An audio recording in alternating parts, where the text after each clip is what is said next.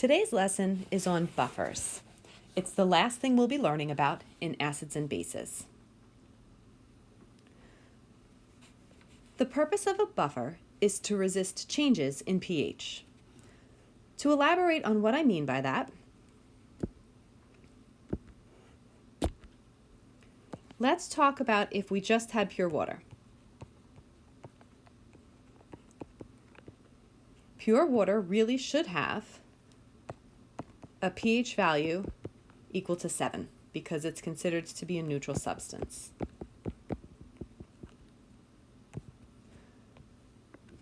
What if I were to add to this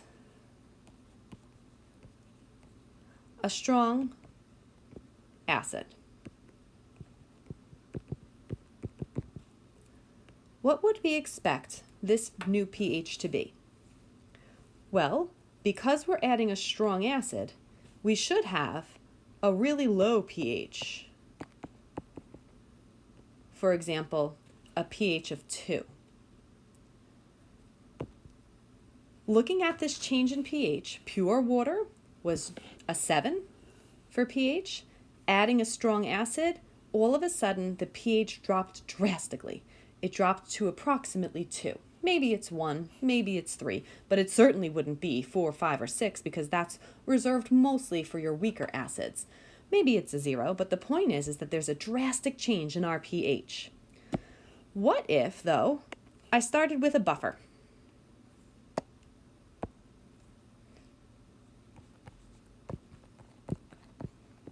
A buffer is technically a solution, so I am going to already have some water in there. Whatever its pH is going to be, if we had then added a strong acids to this,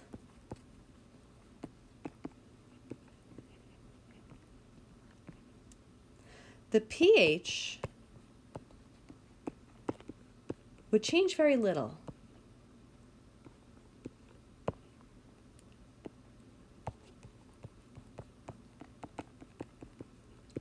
So maybe, I don't know, maybe we had a pH of 6.85 and then all of a sudden it changed to 6.73.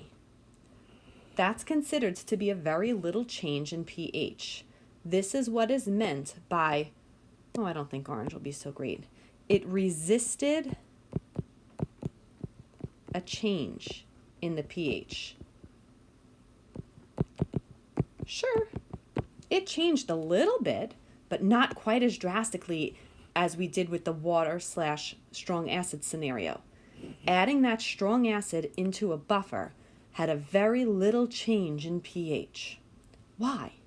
Well, that's because there is a secret, and let's put that in quotation marks, there's a secret chemical reaction happening.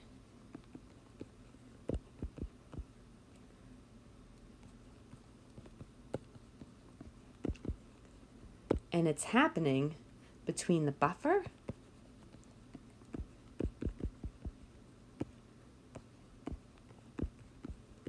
and the strong acid. Whoops, I forgot my and sign. And the strong acid that's being added.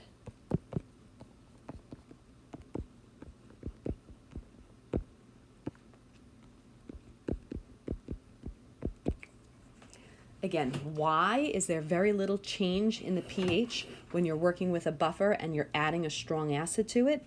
It's because there's a secret chemical reaction happening between the buffer and the strong acid that's being added.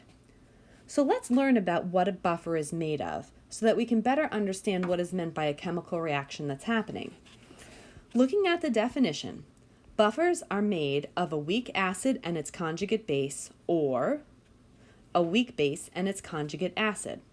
Let's jot down a couple of examples. A weak acid and its conjugate base. Well, the first acid that comes to my mind is hydrochloric acid, HCl. That was my acid. Its conjugate base would be the Cl-, the species that's left over after the acid donates its proton. Think back to Bronsted-Lowry. If you need a refresher, go back to the acid-base theory lecture. Oh, but wait a minute. Look at this. HCl. That's a strong acid. The definition of a buffer says that I have to have a weak acid. So, oh no, no, no, no, no, no, no. This cannot be an example of a buffer.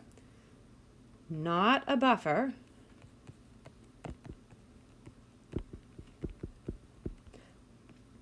Because HCl is a strong acid.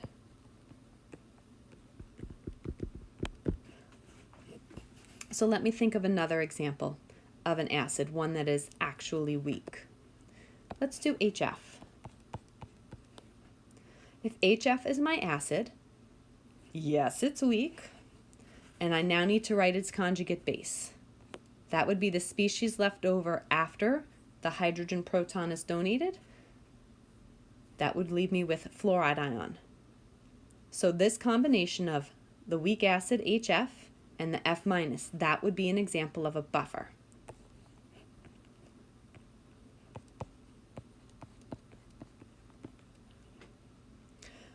A weak base, NH4OH.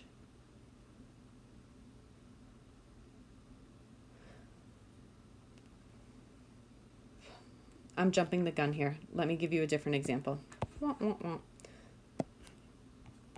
NH3. What would its conjugate acid be? Well, the conjugate acid is the resulting species after the weak base is the proton donor. So adding another proton to this would make NH4, and I'd have an extra proton, so it's positive. Again, this is an example of a buffer.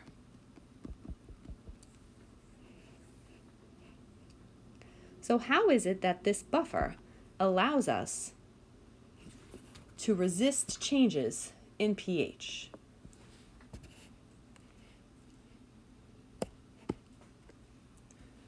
Well, what happens is that one component of the buffer reacts with the strong acid, or if you're adding a strong base, thereby eliminating the hydrogen or hydroxide ion from the solution. Let's try to draw this. So if I have a beaker here, and I've got a buffer, let's go with the first one that we did. We have HF in here, along with F minus. We've got HF in here, along with F minus. We've got an HF in here, along with an F minus. Now, friendly reminder, these are aqueous, so we've also got water molecules in here. Friendly reminder, the F minus, that doesn't exist by itself. We have to get that from some kind of ionic compound. So maybe there are sodium ions floating around, or maybe there are calcium ions floating around. We're not showing them because they're spectator ions. They're not actually part of the chemical reaction that's taking place, so we're not drawing them. We're just focused on the ions that are going to be involved in the reaction. So if I now continue with my example, and I'm adding a strong acid, no matter what the strong acid is, let's say it's HCl or H2SO4, what's making it a strong acid, its definition is the fact that we're adding hydrogen ions to the solution. When hydrogen ions wind up coming in here,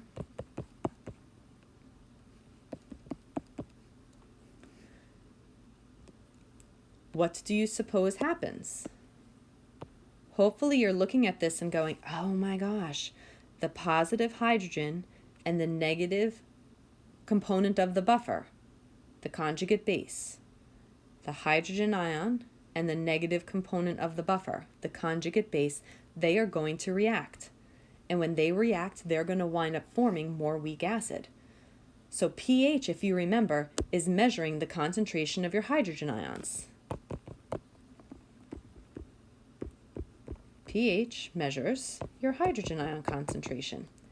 If those hydrogen ions are going away,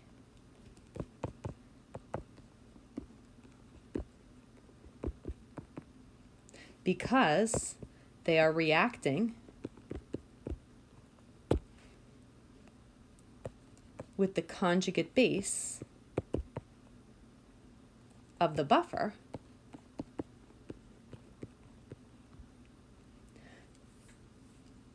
there's really no change in your hydrogen ion concentration. Your pH stays relatively the same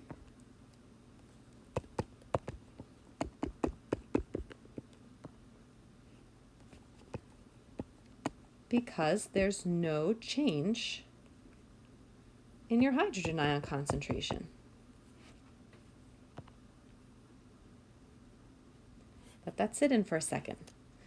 We had a buffer in our beaker. That was indicative of the purple ink. In this case, our buffer was a weak acid and its conjugate base.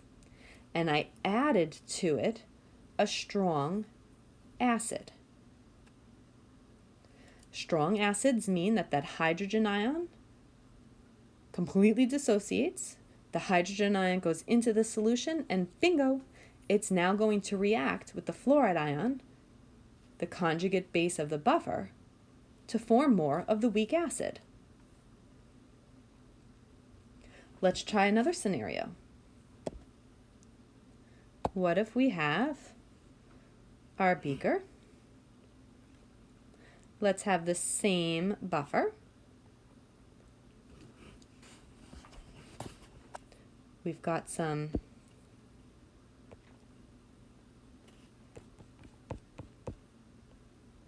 weak acids and their conjugate base, some weak acids, their conjugate base, a weak acid and its conjugate base. And this time, instead of adding a strong acid, let's add a strong base. Strong bases are going to dissociate, which means that we're adding the hydroxide ion into our beaker here. We'll just do 2 to stay constant with the previous example. What do you suppose is going to happen? Well, hopefully you're able to say, oh, it's not going to have anything to do with that F minus because those 2 negative charges are going to wind up repelling each other. So that's not my hidden reaction. Oh, if it's not going to react, it being the strong base, with the conjugate base part of the buffer, what do you suppose will happen? The hydrogen ion from the weak acid is going to pluck off, and it's going to wind up being attracted to the hydroxide ion. What will that make? That's going to now make more water molecules, right? That's going to link up there. Again, the fact that I've got more water molecules in my beaker means that I'm not going to be changing my pH very much because, again, pH measures your hydrogen ion concentration. The hydroxide ions negate by forming more water molecules. So the pH is going to stay relatively the same because there's no overall change in your hydrogen ion concentration. Let's watch this again, looking at an actual buffer that takes place in our human body. It's a buffer that exists in our blood. This video is from YouTube. I will provide its link separately so that you can watch it again because I don't know how the audio is going to come out.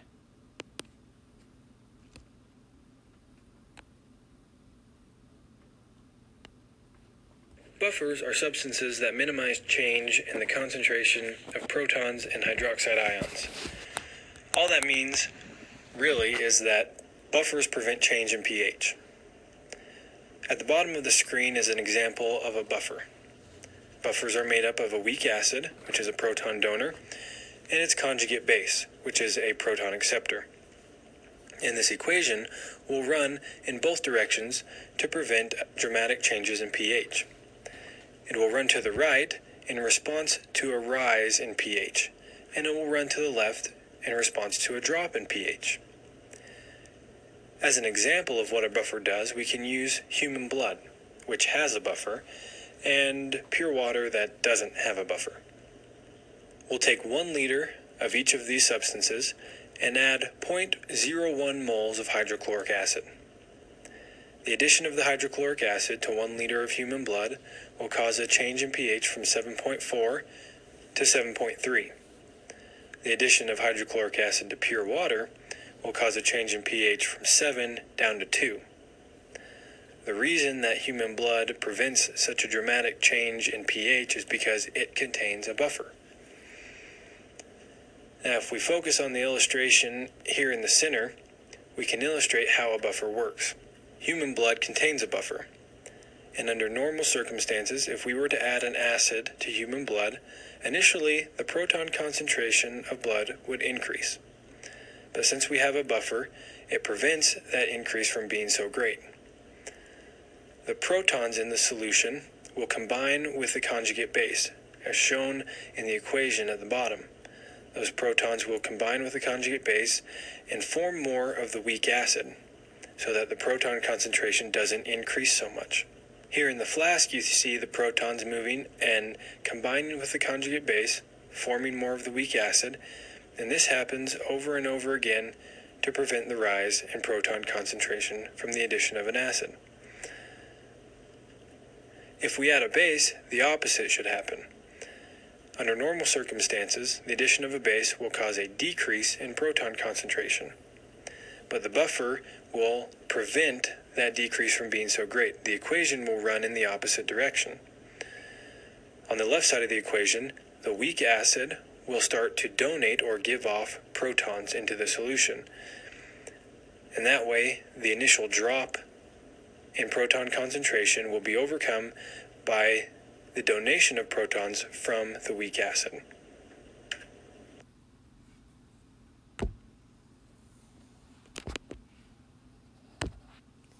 Hopefully that helped you better understand how buffers work. Next up is to try your understanding by completing the homework assignment. Reach out if you have any questions.